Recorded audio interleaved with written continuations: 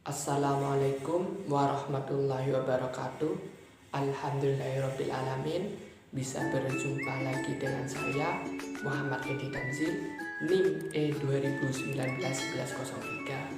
Di sini saya ingin lagi menanggapi video penjelasan dari yang terhormat Bapak Dr. Abdul Wadud Nafis LCMLI untuk pertemuan kali ini tentang materi penghitungan pendapatan nasional.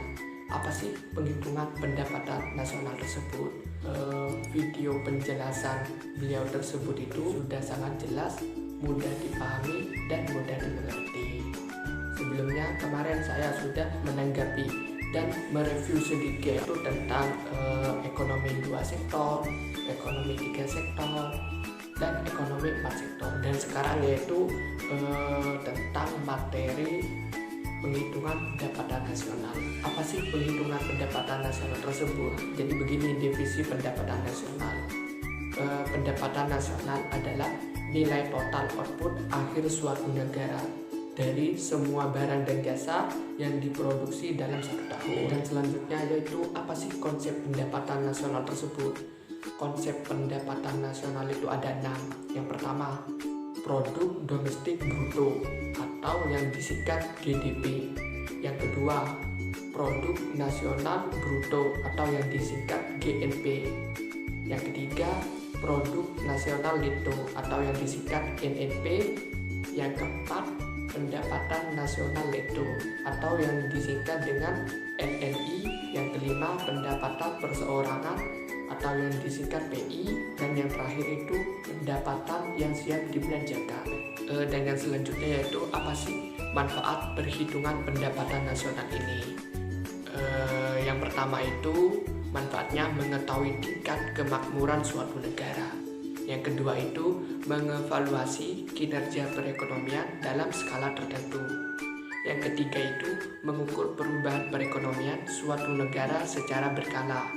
Yang keempat itu memudahkan dalam membandingkan kinerja ekonomi dari setiap sektor. Yang kelima itu sebagai indikator kualitas hidup masyarakat di suatu negara.